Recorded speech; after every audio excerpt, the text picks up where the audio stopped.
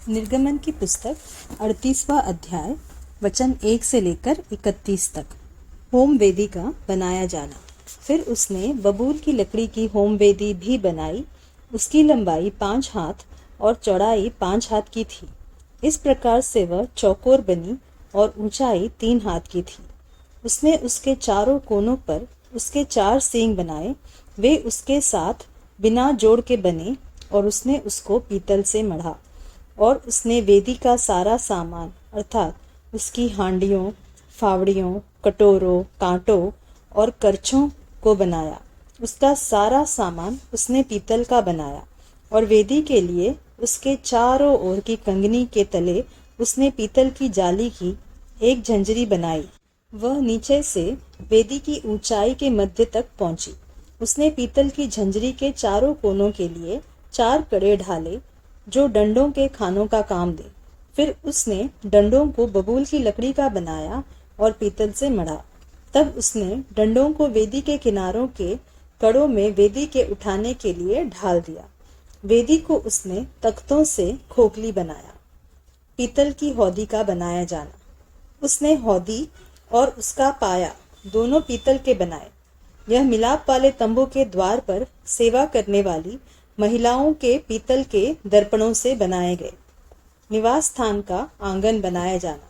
फिर उसने आंगन बनाया और दक्षिण की ओर के लिए आंगन के पर्दे बटी हुई सूक्ष्म सनी के कपड़े के थे और सब मिलकर 100 हाथ लंबे थे। उनके लिए 20 खंबे और इनकी पीतल की 20 कुर्सियां बनी और खंभों की घुंडियां और जोड़ने की छड़ें चांदी की बनी।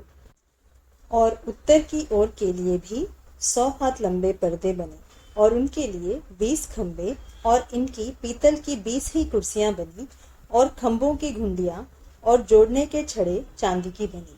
और पश्चिम की ओर के लिए सब पर्दे मिलाकर 50 हाथ के थे।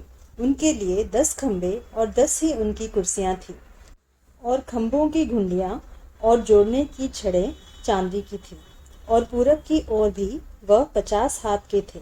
आंगन के द्वार के एक ओर के लिए 15 हाथ के पर्दे बने और उनके लिए 3 खंबे और 3 कुर्सियां थी। और आंगन के द्वार के दूसरी ओर भी वैसा ही बना था। और आंगन के दरवाजे के इधर और उधर 15-15 हाथ के पर्दे बने थे और उनके लिए 3 ही 3 खंबे और 3 ही 3 इनकी कुर्सियां भी थी। आंगन के चारों ओर सब पर्दे सूक्ष्म बटी हुई सनी के कपड़े के बने हुए थे और खंभों की कुर्सियां पीतल की और घुंडियां और छड़े चांदी की बनी और उनके सिरे चांदी से मढ़े गए और आंगन के सब खंभे चांदी की छड़ों से जोड़े गए थे। आंगन के द्वार के पर्दे पर बेल बूटे का काम किया हुआ था और वह नीले, बैंगनी और लाल रंग के कपड़े का और सूक्ष्म बटी हुई सनी के कपड़े के बने थे। और उसकी लंबाई 20 हाथ की थी और उसकी ऊंचाई आंगन की कनात की चौड़ाई के समान 5 हाथ की बनी। और उनके लिए 4 खंबे और खंभों की 4 ही कुर्सियां पीतल की बनी। उनकी घुंडियां चांदी की बनी और उनके सिरे चांदी से मढ़े गए और उनकी छड़ें चांदी की बनी। और निवास और आंगन के चारों ओर के सब खूंटे पीतल के बने थे। निवास स्थान में प्रयुक्त धातुओं का विवरण।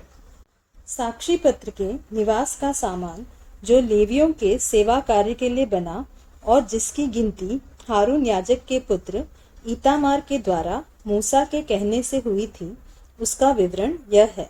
जिस जिस वस्तु के बनाने की आज्ञा यहोवा ने मूसा को दी थी, उसको यहूदा के गोत्र वाले बसलेल ने, जो हूर का पोता और उरी का पुत्र था, बना दिया। और उसके संग दान के गोत्र वाले अहीसामाक का पुत्र ओहोलियाब था, जो नक्काशी करने और काढ़ने वाला और नीले, बैंगनी और लाल रंग के और सूक्ष्म सनी के कपड़े में कढ़ाई करने वाला निपुण कारीगर था। पवित्र स्थान के सारे कामों में जो भेंट का सोना लगा, वह पवित्र स्थान के शेकेल के हिसाब से 29 किक्कार और 730 शेकेल था। और मंडली के गिने हुए लोगों की भेंट की चांदी पवित्र स्थान के शेकेल के हिसाब से 100 किक्कार और 1775 शेकेल थी।